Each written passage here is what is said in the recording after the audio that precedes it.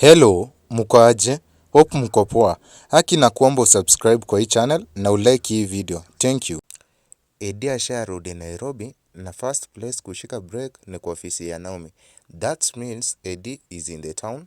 I guess wanaweza tumia phone call on this. Eddie ataambia Naomi atume pesa zote kwa akaunti yake, kama sivyo atamshika. Naomi akamwambia fanya chenye unataka. Acha niachane na hiyo part juu kwa Naomi hayuko siezi elewa.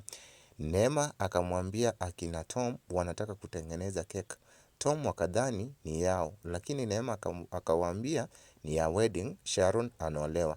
Tom na Paul wakashtuka kiasi. Wakauliza si Sharon alishaoleka?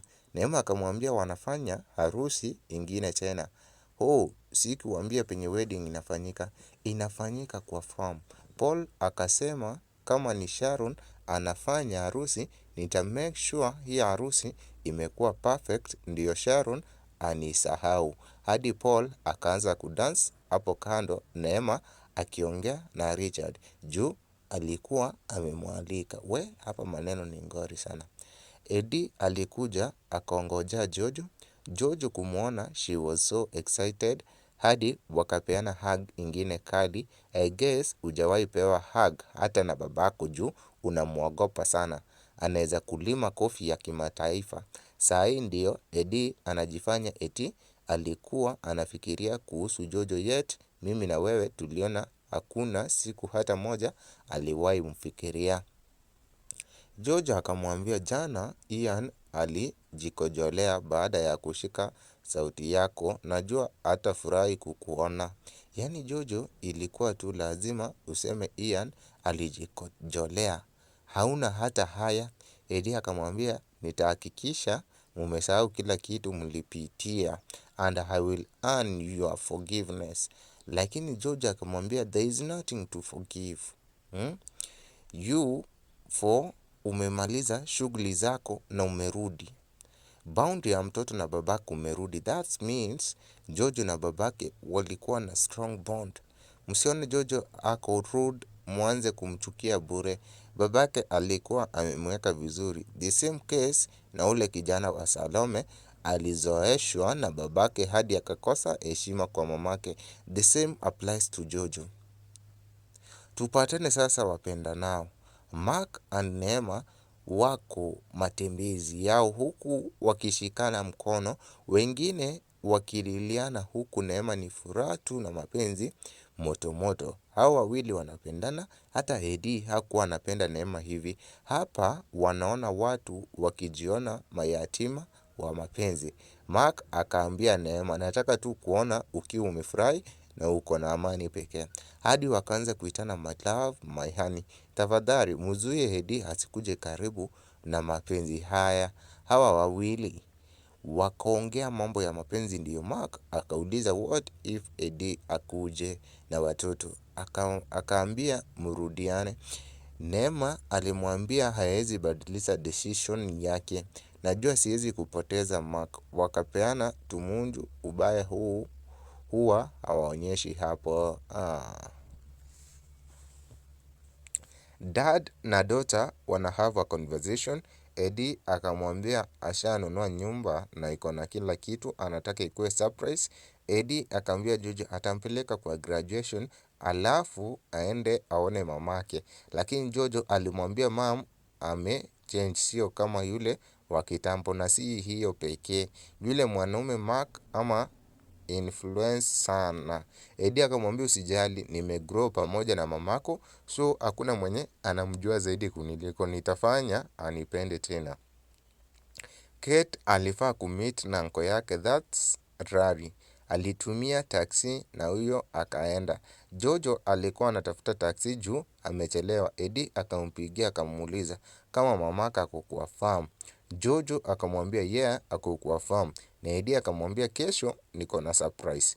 Mamako wewe na ndugu yako kesho tunaingia kwa nyumba mpya. Yaani hata bado haujaongea na mtu, wewe ushasema kesho mnaingia kwa new house. Ground ishatengenezwa, imepambwa kupambwa. Richard alikuja na new couch, of course Olivia. Baada ya Sharon kufika na wedding gown, anauliza kwa kaa anataka like Princess Sharon amefurahi yake yote. Mark akamwambia unakaa poa hapo, na hapo memory ikaanza kurudi.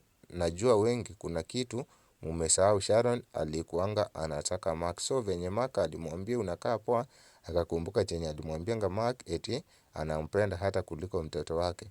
Najua mshasahau hiyo part. Paul akampatia maji.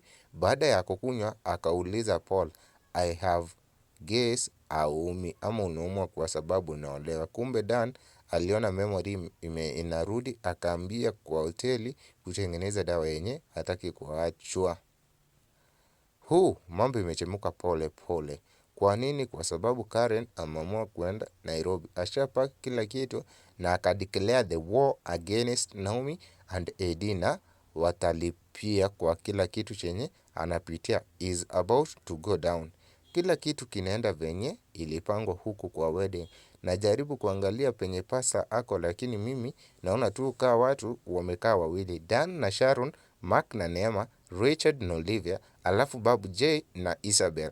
Kama hauna wako, shika ukuta tafadhali. Mark akasimamia Dan na kama msimamizi, pia Isabel akasimamia Sharon. Mark aliamua kupea Dan advice, na wakati alimpea advice, kuna vile Sharon memory inarudi pole pole. Na venye anazidi kukumbuka ndivyo anazidi kusahau, lakini usemi kuna vitu anakumbuka pia.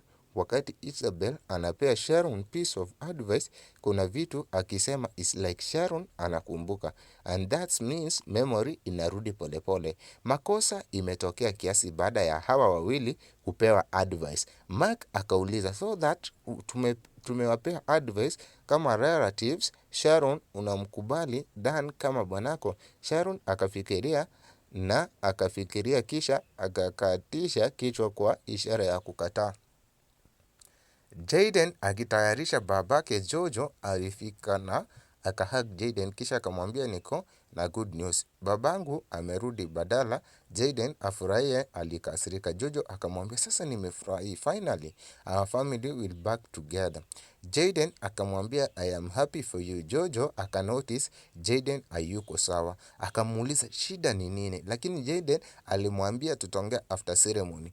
Huku kwa farm mambo nao si mazuri. Sharon amekataa na akatoka mbio. In short, memory yake imerudi. Watu ndio wanashtuka kwani kunaendaje, lakini Dan alimsimamisha na akamwambia ampatie another chance. Vitu alifanya zilikuwa on the past na saa hii he's a changed man na anampenda sana Sharon. Akakubali kumpea another chance. Hallelujah. Dan alifurahi akampea hug, na venye Sharon ni kanono anaweza mbeba kweli, na hivyo ndio Sharon na Dan wamerudiana. Hebu tukwambie uko university kwa graduation, tusipate imeisha. Baraza akiwa amekaa kidhani Jaden pia ako hapo, kuangalia hakuona mtu, ilikuwa empty chair. Akauliza Jojo kwani Jaden ameenda wapi na anafaa kupeana speech. Jojo alimwambia ako tu earlier atatokea. Baada ya muda kidogo Jaden aliitwa as a graduate and first student to break the record of the university. Since it was stated, baraza alitokwa na machozi ya furaha baada ya Jaden kupeana speech yake. Master of ceremony aliita a member of board trustee. Jaden alishtuka. Kwa nini ashtuke? Kwa sababu mamake ndiyo member of board mwenye anaitwa baraza, pia akashtuka kumwona. Yaani hawakuamini Salome alipeana speech na congratulate Jaden as his only son from first marriage. Watu wakiendelea kula sherehe baada ya harusi, Eddie akiingilia na akaona Ian akamuita. Baada alisikia Richard, alisikia Sharon na Dan walisikia, lakini Neema na Mark hawakusikia kwa sababu hawakuwa karibu. Baada ya akaacha kudance, Richard the same. Eddie akauliza Ian, wapi mamako? Ian akaonyesha penye hako. Richard, babu Isabel, Sharon na Dan wakakuja kumpata. Sharon alikuja akamuuliza we ni nani? Mark aliambia Neema, unajua ni usiku ngapi? Huwa naomba ili tuwe pamoja. Neema akamwambia hata mimi pia naomba yangu yametimia. Mark akauliza being that George anajua kutuhusu, kuna sababu ya kuongoja kweli? Neema akauliza ya nini? Mark akatoa engagement ring. Mark akapropose kwa Neema. Neema, will you be my beloved wife until the day I die? I want to stay my life with you. Neema akakubali na akavishwa pete. Eddie akitazama kwa umbali. Eddie akauliza Neema, unafikiria unafanya nini? Ukitegemea Neema ashtuke zaidi, alimwangalia na akamuuliza, Eddie, unafanya nini hapa? Mark akaambia Neema, naweza kuongelea kama unataka. Eddie akamwambia, wewe nyamaza, unadhani wewe ni nani? Mark hapa maneno alimjibu, mimi fiancé wake, na wewe ni nani? Eddie didn't see the coming. Neema alimwambia Eddie, mimi na Mark tunaona ni nini hivi karibuni. Mark alimwambia Eddie, saa hii Neema ni fiancé wangu na hauna right ya kumwambia chochote. Kuna kwa kitabu karibu itokee hapa.